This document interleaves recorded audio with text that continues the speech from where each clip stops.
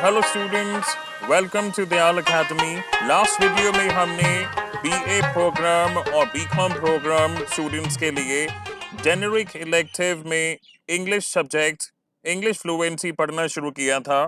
Unit 1 में दी गई ये poem the last word written by Esther Morgan हमने पढ़नी शुरू करी थी। सो हमारी जो वॉइस है इसका मतलब ये है यहाँ पर इस पोएम में the freedom to choose and express ideas and opinions।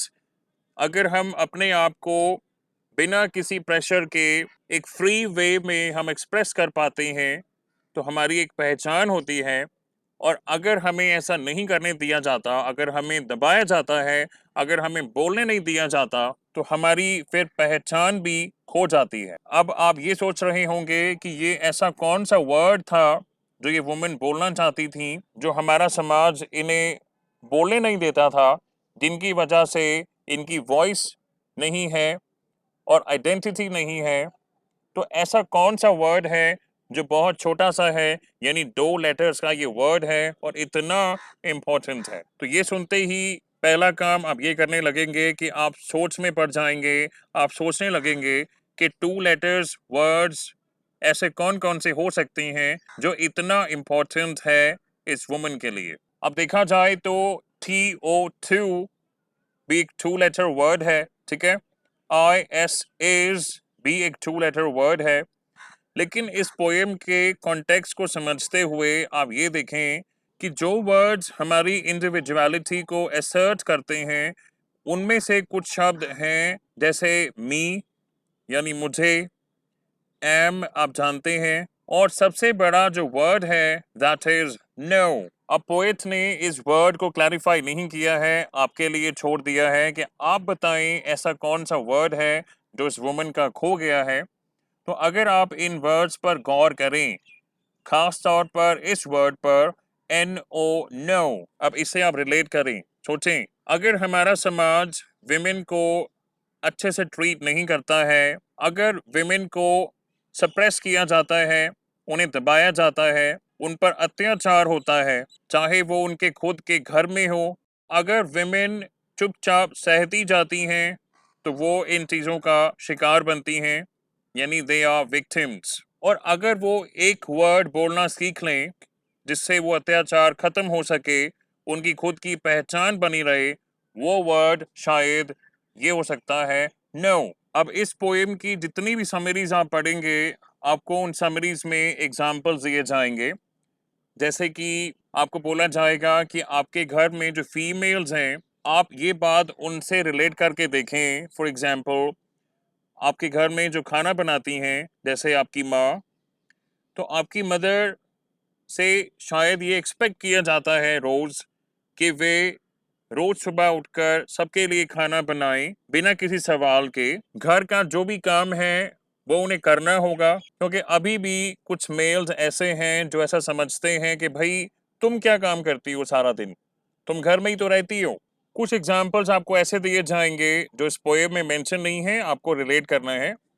मान लीजिए कुछ विमेन ऐसी हैं हमारी समाज में जो डोमेस्टिक वायलेंस की विक्टिम हैं, लेकिन चुपचाप सहती रहती हैं ये सोचकर कि अगर ये बात घर के बाहर जाती है तो हमारी बदनामी होगी, अच्छा नहीं लगेगा, लोग क्या सोचेंगे, मेरा घर बर्बाद हो जाएगा।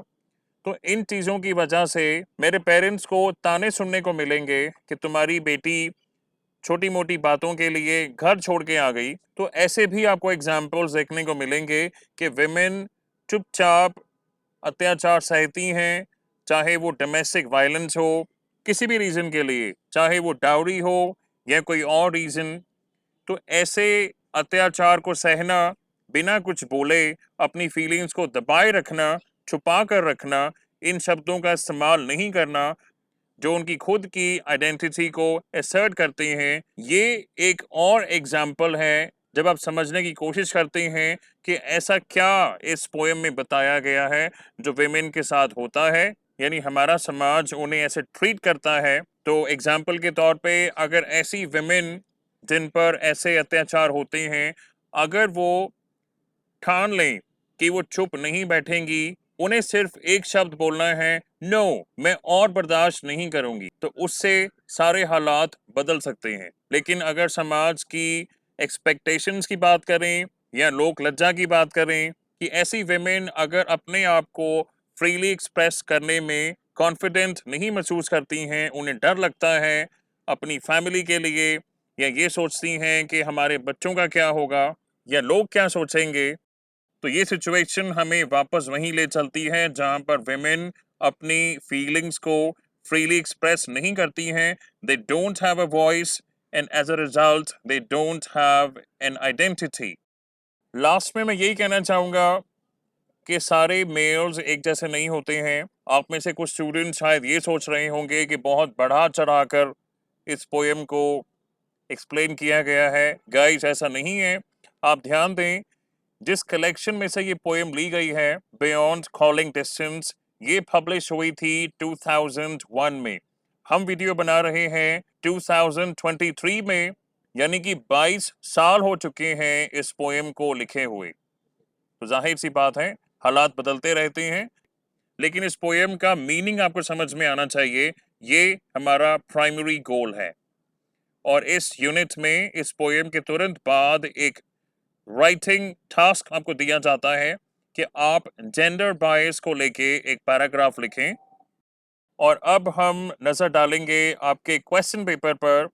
ये लेटेस्ट फॉर्मेट का क्वेश्चन पेपर है, जेनरिक इलेक्टिव इंग्लिश फ्लुएंसी। कुछ स्टूडेंट्स इसे फर्स्ट सेमेस्टर में पढ़ते हैं और कुछ स्टूडेंट्स सेकंड सेमेस्टर। 90 मार्क्स का ये थ्योरी एग्जाम है। इस क्वेश्चन पेपर में पार्ट ए और पार्ट बी दो पार्ट्स थे। पार्ट ए में आपको बोला गया है कि आप किन्हीं 3 क्वेश्चंस को आंसर करें, और ये क्वेश्चंस 10 मार्क्स कैरी करते हैं, यानी पार्ट ए कैरीज 30 मार्क्स।